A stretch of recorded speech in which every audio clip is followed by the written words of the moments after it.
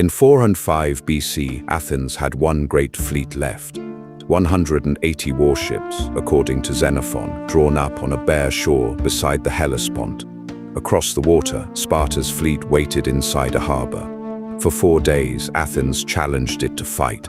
For 4 days, Sparta refused. Then, on the 5th day, a shield rose above a scout ship. Lysander gave the order, and before most of Athens' fleet could even get into battle, it was gone. How did the greatest naval power in Greece lose almost every ship it had left within sight of the enemy? What went wrong? The obvious answer begins with exhaustion. Athens and Sparta had been fighting on and off since 431 BC. Plague had killed thousands. Rebellions had fractured the Athenian Empire, and the expedition to Sicily had destroyed an army and fleet far from home. But Athens had not collapsed. It built new ships, found new crews, and kept fighting.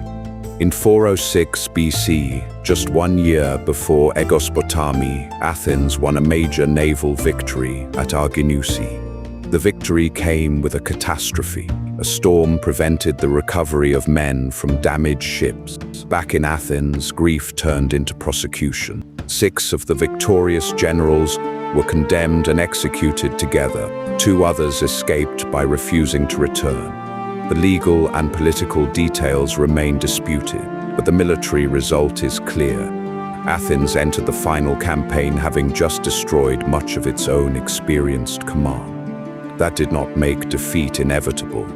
It made the margin for another mistake dangerously small. The war is often remembered as Athens against Sparta. By 405 BC, that description was incomplete. Behind Sparta's fleet stood the money of the Persian Empire. The Persian prince, Cyrus the Younger, had formed a powerful partnership with the Spartan commander Lysander. Persian funds paid sailors, repaired ships, and allowed Sparta to compete for the skilled rowers on whom naval war depended. Earlier, Lysander had even raised his crew's daily pay above what Athens was struggling to offer. Money changed the rhythm of the war. Athens needed a decision.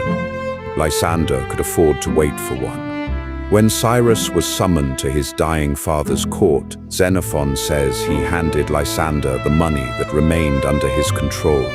Lysander now had a fleet, supplies, and time. He chose the place where all 3 would matter most. The Hellespont is a narrow strait between Europe and Asia. To Athens, it was also a lifeline. Grain ships from the Black Sea passed through these waters on their way toward the Aegean. If an enemy controlled the strait, Athens could be starved without anyone breaching its walls.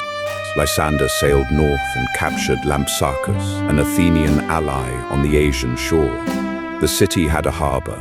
Xenophon describes it as wealthy and full of wine, grain, and supplies. The Athenian fleet followed.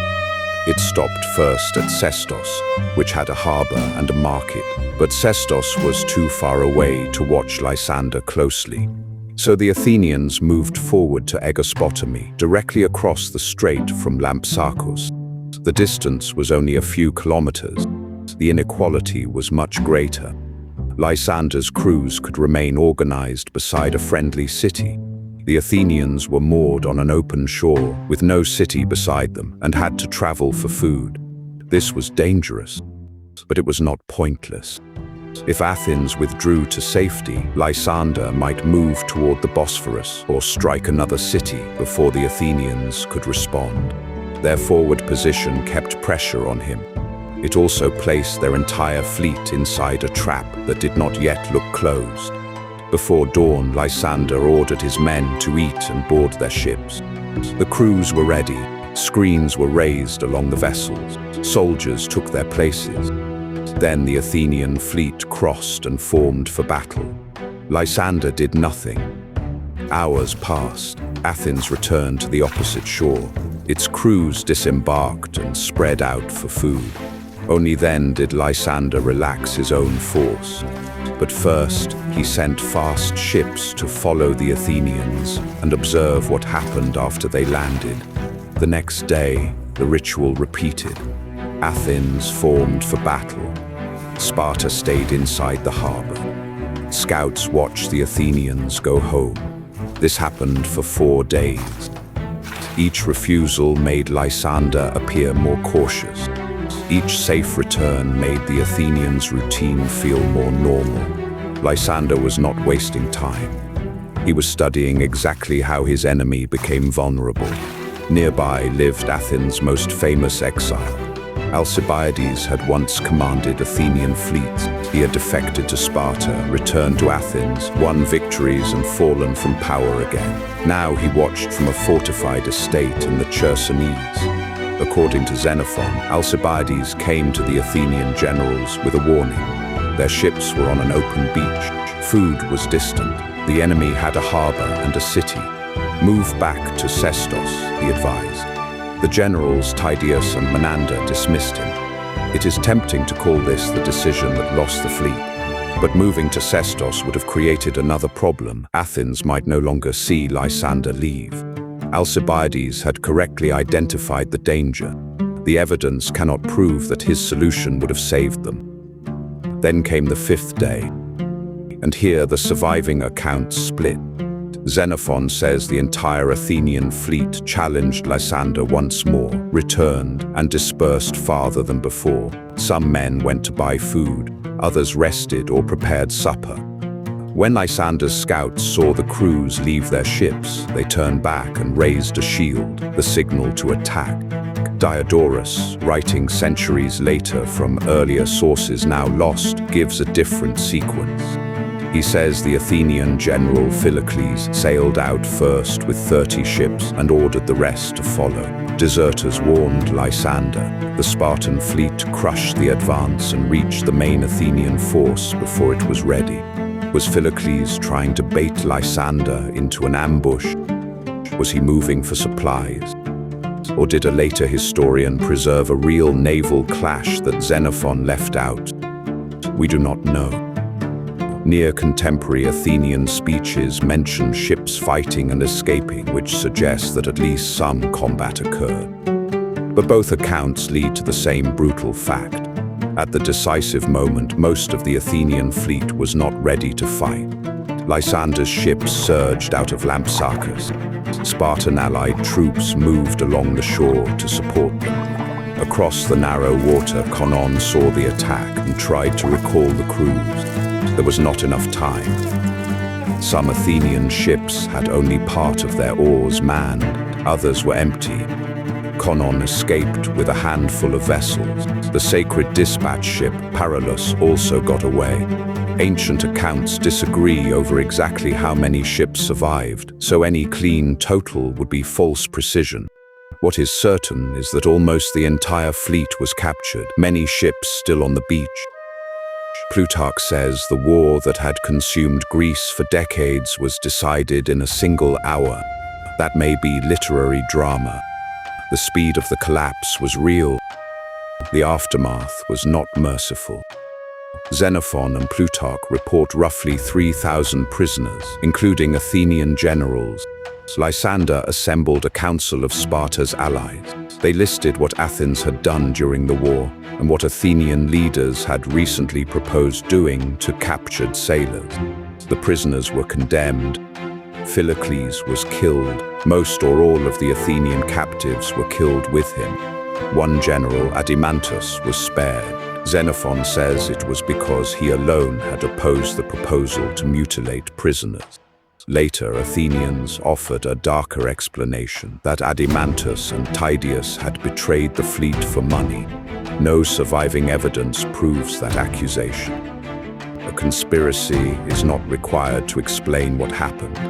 An exposed base, divided readiness, and an enemy who had rehearsed the attack for 4 days were enough. The Paralus reached Piraeus after dark. Xenophon describes the news moving person to person, from the harbor through the long walls and into Athens.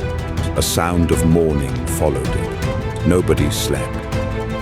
The Athenians grieved for the men they had lost. But Xenophon says they feared even more for themselves, remembering what Athens had done to Melos and other defeated communities.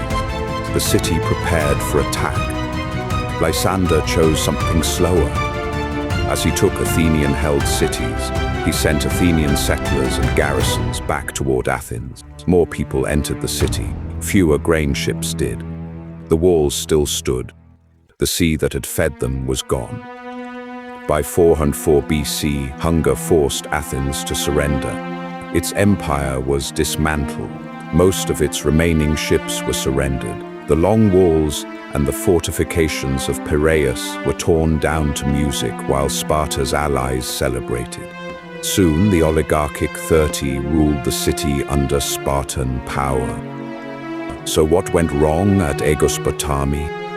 Athens entered the campaign exhausted and politically wounded. It had executed experienced commanders after a victory. It faced a Spartan fleet sustained by Persian money.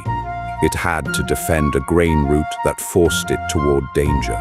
It chose a base close enough to watch Lysander, but too exposed to feed and organize its crews safely. And for 4 days, Lysander taught the Athenians that nothing would happen after they returned to shore. On the 5th day, their readiness failed.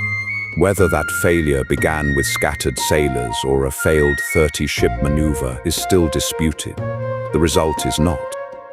Athens did not lose because of one careless meal, one rejected warning, or one traitor. It lost because financial weakness, damaged command, strategic necessity, poor logistics, and Lysander's patience all converged at the same moment.